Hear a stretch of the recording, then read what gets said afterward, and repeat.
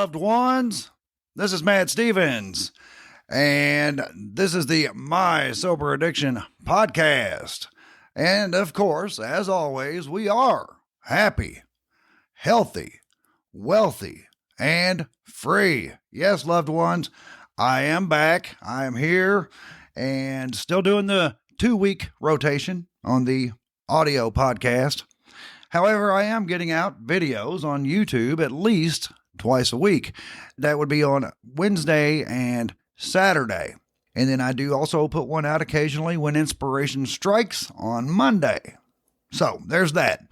And the live streams have not begun yet, but I am really wanting to do that. So there's that. And what I wanted to talk with you about here is, I kind of gave myself a title to work with when I wrote my trusty outline here. And it is that urge that we have to get involved in recovery in our community, in our local community. What I mean by that is when we do finally recover, and we do, yes, when we have finally hit sobriety and it's for real this time, and we get really gung-ho and we want to go out and just blaze trails and save people and all that. And I have recommended in the past many times, do not throw yourself back in the fire right away. Because, one, when you're new to sobriety, you're really feeling it. I get it. I do. I totally get it. You're feeling it. You are so happy. You're so relieved. You just want to go out and spread the word. I understand. Please believe me, I understand. However, your own sobriety, your own recovery is paramount at this point. And the last thing you really need to do is throw yourself back in the fire. What I mean by that is, don't go out and find the people that you used to use with and try to talk them into going to rehab. First of all, we know that doesn't work. People are going to go when they're ready to go. But regardless of that, how we have found our way to recovery, well, there's many different ways. And in fact, I kind of contemplated on a few of the different ways that we come to sobriety or recovery. One of those ways is we were court ordered to rehab. Oh yeah, that's a fun one. I've done that one. And that was in Cincinnati, Ohio. And I went to a facility there. And it is a 6-month program, but as long as you have half a brain, you can complete it in 4 months, which I did. And I was there. But the thing about that is I had gotten in trouble, obviously, and I legitimately missed a court date. I really did. To this day, I will maintain, I really believed that my court date was the following week. Well, it wasn't. It was on, we'll say Monday the 1st, when I thought it was on Monday the 8th. Well, it wasn't. It was on the 1st. So there was a warrant out for me. So I ended up turning myself in, something someone who is strung out on dope will not do, mind you.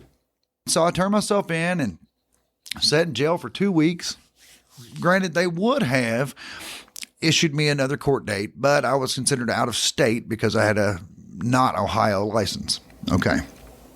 Well, I had to sit in the JC, the lovely JC, which is it's called the JC for short. It is the Hamilton County Justice Center. Anyway, so I sat there for 2 weeks before I finally saw my judge, at which point he told me, you missed court, I know you're on drugs, blah, blah, blah. And I'm like, well, no, I'm not but the truth of the matter is I was chipping. Okay. All right. Let's just be real. I was chipping. I was not full-blown strung out, but we all know that I was probably 3 or 4 weeks away from that, probably, because I was using every few days at that point. Nonetheless, judge was not convinced, and he said, you're going to rehab. And I'm like, well, I don't have to do that. I can turn that down. And he's like, yeah, you're right. You can, but I can also give you the maximum sentence for your latest charge, which was a felony possession charge. Yeah. So I'm like, okay, fine, I'll go. So I went. But then I sat in the jail for, a few weeks, waiting for my bed to come open. And I was so angry. I was so angry. It's like the stages of grief, right? when we are forced to get sober. I was so angry. I went through that phase where I'm like, why can't people just leave me alone? I'm not hurting anyone but myself, right? We've all had that reasoning in our brains when we're trying to figure out why we should be allowed to use drugs. But then that was my thinking.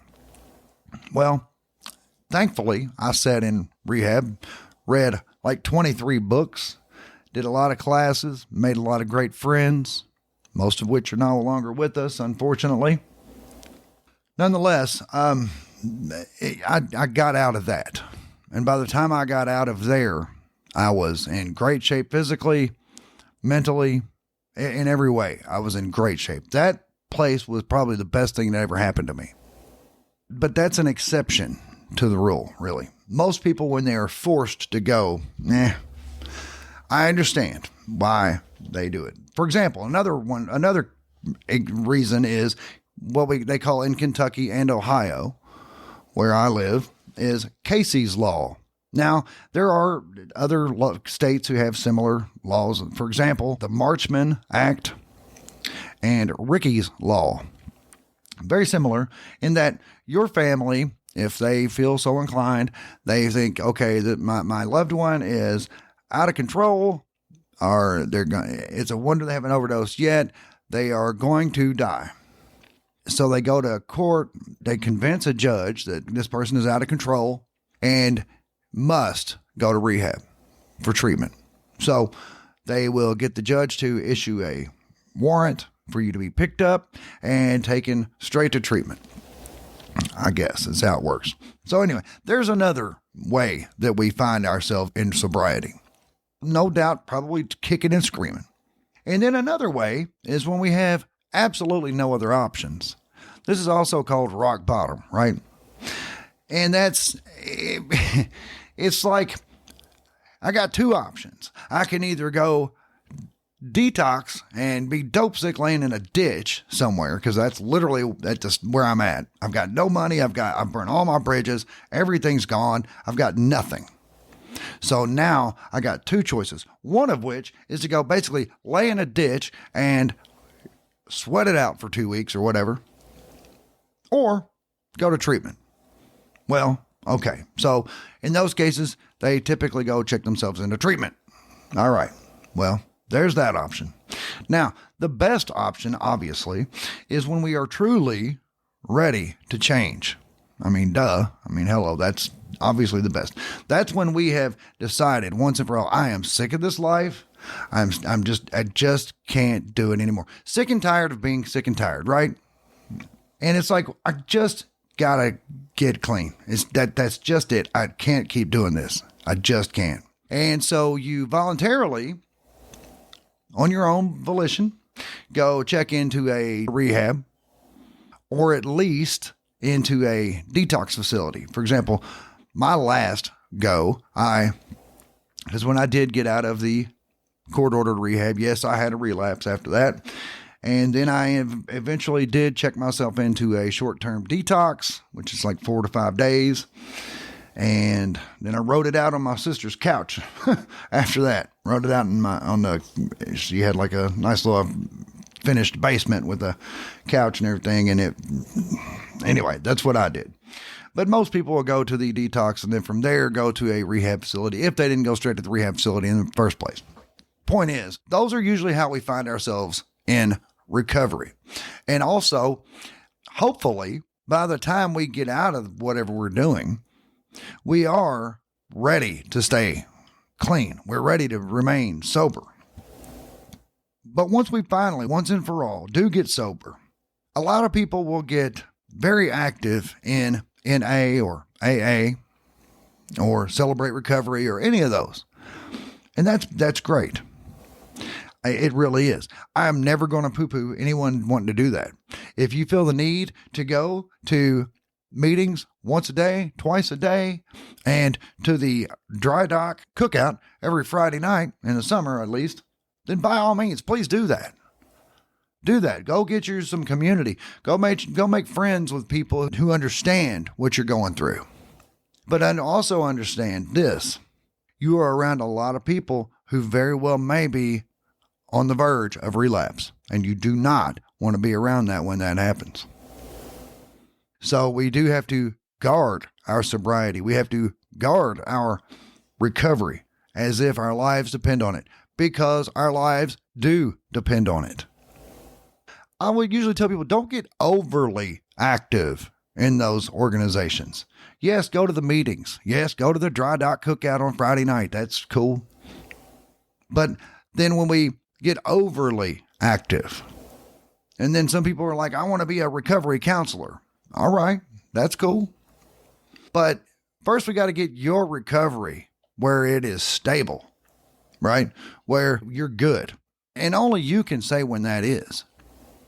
And I'm not saying if you're on maintenance meds, I'm not saying that happens after you get off maintenance meds. You may want to be one of those people who's on maintenance meds for the rest of your life. And if you've listened to this show at all, you know that I say there's absolutely no shame in that. Go for it. If you're on maintenance meds for the rest of your life, that for one, keep it to yourself, of course, because a lot of those organizations that I'd mentioned, well, a couple of those organizations that I'd mentioned a minute ago, well, they're a little judgy when it comes to maintenance meds. Let's just put it that way. That's putting it nicely. So keep that to yourself. If you're on maintenance meds, that's your business. Anyway, wanting to go and be a recovery counselor and all that, or just doing all the things that we do in the community. I'm not saying don't do it. I'm just saying be careful. Don't put yourself too far out there, because this is a big point. Recovery burnout is real. And I'll say that one more time. Recovery burnout is very real. What I mean by that is, when we went for so hard for so long on drugs, when we finally stopped for whatever reason, maybe we were put in jail, maybe we were court ordered to rehab, maybe our family had an intervention and talked us into going. Anything could have happened. Maybe we just hit rock bottom and it was literally, I'm going to lay in a ditch and withdraw. Or I'm going to go someplace safe and be monitored with my withdrawal. Or maybe maintenance med aided withdrawal. No shame in any of that. Please understand, when I say those things, I'm not judging. In fact, I encourage that. But so many people, and I was guilty of it. The first thing we want to do when we get sober is just go out there and set the world on fire. We want to go out there and find people who are strung out and grab them and be like, look, if I can do it, anybody can do it. I mean, how many times have you heard that, right? If I can do it, anybody can do it. And that's probably true, because I can honestly tell you that I was really, really strung out. And if I can do it, anybody can. Really. But I also know how cliche that is. So I don't say that much, but it is true. But the truth of the matter is, we want to go out and we want to grab everybody that we see that's strung out. Like, for example, here's a perfect story. It wasn't long after I had gotten sober. I got to believe it was around the Christmas season when this occurred. I was with my mom. She was driving. And we were going through the parking lot at a local mall here, big mall. But we were going through the parking lot, and I remember seeing this young couple, maybe in their 30s, 20s or 30s. And I spotted them from 50 yards away. They are dope sick. They are strung out and dope sick. And my heart broke for them. It really did. I said I couldn't take my eyes off of them. I really couldn't, because I knew what they were going through. For one, it's cold out. They're walking in the cold. I don't remember that much detail, but if I had to bet, I would say that they most likely were not dressed for the weather. Ain't too many junkies got a nice warm coat and boots, right? Kind of talked about that last episode, I believe it was the one before that, where I was talking about how where it was snowing so much, and we that was one thing about it. We could always get out and make some money by shoveling snow, but the problem is that most addicts don't have proper attire to be out shoveling snow for hours at a time, but they would still do it though, right? wearing Chuck Taylors and a hoodie out there shoveling snow. But got to get that money, right? Got to get that dope money. So I saw this couple walking, and I couldn't stop looking at them. And we were driving slow, so it was a long, drawn-out thing because we were in a parking lot. And I do believe it's during the holiday season, so it was crowded. But these guys were walking. Don't know where they were coming from. Don't know where they were going to. Never saw them before. Never saw them again after. I really hope they're okay. But I remember I saw them, and I could not stop looking at them. And I damn near started crying right there, just sitting in the car, looking at them. Because I'm like, God, you guys. I mean, these are people out here, right? These are people. These are people that somebody loves. That's somebody's son, somebody's daughter, somebody's brother, somebody's sister, right? Those are people who mean the world to somebody. And I'm seeing them in this state. And I've been in that state. And it sucks. It really, really sucks. And it's amazing how much you will take. It's amazing how far you will lower your standards when you're in that position. It's amazing how long you'll go without a shower, for example, because you got to have dope money. I can't get a hotel room. I got to have money for dope, right? It's amazing how you will wear clothes that don't fit because why? Because I can't buy clothes. I got to have money for dope. And it's just sad. And you know that these people have people who love them and they just won't listen. I wanted to jump out of the car and just grab them and shake them and be like, look, y'all, less than a year ago, I was just like you. In fact, I remember walking down Man o' War Boulevard in Lexington, Kentucky, and it was literally freezing rain.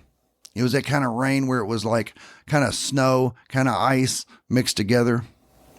And yeah, I was in jeans and a hoodie, and I don't know what shoes I had on, probably not much. Walking to a extended stay hotel, but was probably 5 miles away. And I was already dope sick. So I was out in that weather, already dope sick, hoofing it. Well, I ended up getting there, got a ride, kind of schnookered somebody out of a ride, but that's a whole other story. But the point is, I've been there and I know. And loved one, I know you've been there too. And if you haven't personally, you know somebody who has, or else you wouldn't be listening to this podcast. So when we see those people, we just want to grab them and shake them and be like, listen, y'all, let's just go. Let me take you to this place over here. Or let me just drop you off at the hospital. They will monitor your withdrawal. They'll monitor your detox there, and they'll get you into a recovery center. But is that going to work? They're going to thank you, all that good stuff. But they're not going to do it. Maybe I shouldn't say they're not going to, but you know that they're most likely not going to do it, right? I mean, they're just probably not. I know I wouldn't have. I would have been in denial. I would have thanked them for their concern and be like, yeah, I understand your concern. And, you know, maybe I look a little disheveled, but I'm not like that. I'm not strung out on any drugs. I'm fine. Everything's good. Yeah, sure, I needed a shave a week ago, but whatever. It's no problem. So anyway, we've seen that, and we want to save those people. And God bless you for wanting to do that. Seriously. That means that you have a heart. It means that you are an amazingly beautiful person on your own. Because you see those people, and you know better than anybody what they're going through. And that they are serving a master that does not want anything more than to just take everything they got, ruin everybody around them, and then eventually kill them. That's all it wants to do to them. It's horrific. It's evil. But it's something that we chose, right? I'm not saying we chose to be addicts. I understand that. But every day we do make a choice. It's like I told my dad, because his whole thing was, well, it's easy, son. Just don't do it anymore. And I'm like, Dad, I am so glad you see it that way. I got you there, didn't I? You were probably thinking I was going to get a little angry about it. No, I was so glad. I'm like, Dad, I am so glad you see it that way. Because the only way you can really see it from this way is to have been there. It's not as easy as just don't do it anymore. If it were that easy, then none of us would be strung out on anything.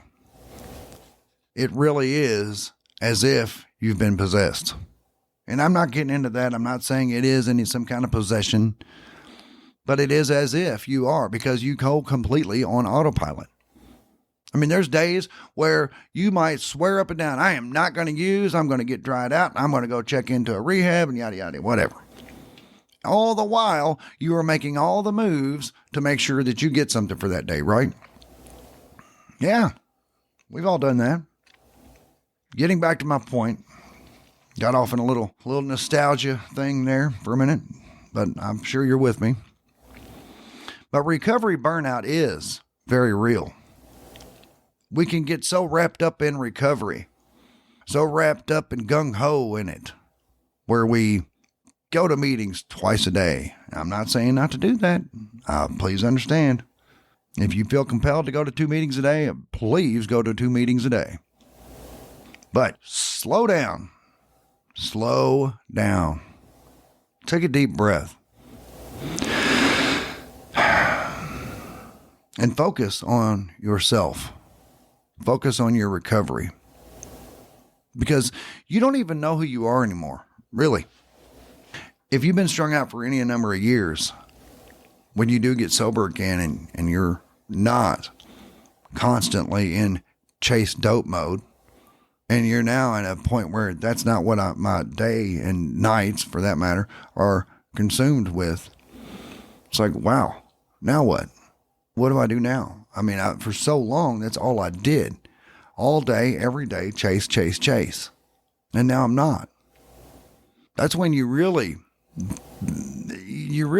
I don't even know myself. So that's why I tell people, slow down. Don't run out and get your degree to be an addiction counselor. Well, I shouldn't say don't, but make time to get to know yourself. Don't allow yourself to get burnt out on recovery, because it does happen. We get burnt out on recovery when we just go at it so hard. And that is our addictive traits. That is our addictive traits showing through in a different way. What I mean by that is we go so hard with recovery, and we can't wait to just talk to people, and do the things and do all these things and working the steps hard and fellowshipping and doing things with the community. And yes, please do those things, but slow down and take some time to get to know yourself too. Don't allow burnout to come in. Don't allow recovery burnout. That can be dangerous too. Because if you get burnt out on it, you're like, screw it. And then you'll stop doing everything. And your recovery may still be fragile when that happens. We can't let you get burnt out to the point where you say, screw this, at a point where you're still in danger of relapse. Does that make sense? I hope it does. So slow down. Definitely be active. Yes, be active. Go to meetings. But be aware of your addictive traits showing themselves in another way. It's like I've said about myself and anybody else who's a classic addict. We absolutely do not know moderation. Everything is 1,000 miles an hour or zero. In fact, I've got a very old podcast episode about that called 1,000 miles an hour or something or other. And we do. Everything is balls to the wall, gung-ho, 1,000 miles an hour. No moderation. It's either all or nothing, right? And that is something we got to work on. We've got to work on slowing down. Yeah, I'm not going to do that 1,000 miles an hour. I'm going to drop it down to about 65 miles an hour. Still pretty good. Still making it. But we're not going to allow that burnout to set in. One thing that I did, because it's like, well, yeah, Matt, well, now you've got this podcast. You've been writing a memoir for like 3 years. All right, don't judge me, whatever. I'm getting it. I have a goal. The memoir will be done 2025. It absolutely will be done by the end of 2025. There you go. I've said it. So anyway, I've got this podcast. I've got the memoir. I do blog, yes, on Reddit and on Substack. I've gotten a lot more active on X, formerly Twitter. Yes, please find me and follow me there, please. Matt Stevens, MSA, is in My Sober Addiction. Matt Stevens, MSA. And now YouTube. I'm doing YouTube videos twice a week, sometimes 3. And then I'm also editing those down into 1 minute or less shorts. But I didn't do any of that stuff until I hit the 5-year mark. For whatever reason, I picked 5 years. That was it for me. I said, I am going to just put my nose down and work, and do the things that I know I need to do for 5 years. I am not going to get involved in recovery besides going to meetings. I'm not going to get involved in anything. I'm not going to write my memoir. I'm not going to write blogs. I'm not going to do any of that. But I did have a counselor. And when I hit that 5-year mark, he knew that was kind of my thing. He's like, all right, well, now what do you want to do? And I'm like, I don't know. I like to write. He said, well, you can always blog, but blogging is a very heavily saturated thing. And he's like, why don't you look into podcasting? Something I'd never thought of. But I am a talker. Anybody who knows me knows I came out of the womb talking. So there's that. So I researched it a little bit, fell in love with the idea, and My Sober Addiction was born. And I still do the blogging thing, but he was right. It's hard to get any traction there if you want to actually reach people. But it is there. If you'd like to read the things that I write, I would greatly appreciate it. In fact, everything I do, be it the audio podcast or the YouTube channel or my blog posts that are on Substack and Reddit, everything I do, I post on X. So if you're curious about what I'm doing, there you go. And also, while I hear a shameless little plug here, I guess, the podcast website has been updated, and they do have a feature where you can send me a message if you have a recommendation on a topic or a show, or if you want to be a guest, or whatever you want to say. But it's a chat with Matt feature. You can always use that. Also, if you feel so inclined to support My Sober Addiction financially, there is always that option on there as well. It says My Sober Addiction is humbly asking for your support. Right now, I do not have any members only features, subscriber feature, whatever. I don't have any of that stuff right now. I'm not saying it's not coming. I would like to eventually do the live streams and then have a post stream hang for subscribers. I think that would be the fair thing to do to give subscribers something. So that way they can communicate with each other and we can all just kind of hang out and kick it. But anyway, that's down the road. So anyway, loved ones, I set that date and it was 5 years. I said 5 years, I'm just going to work and stay clean and go to meetings and that's it. You may set yours for 2 years or 3 years or 10 for that matter.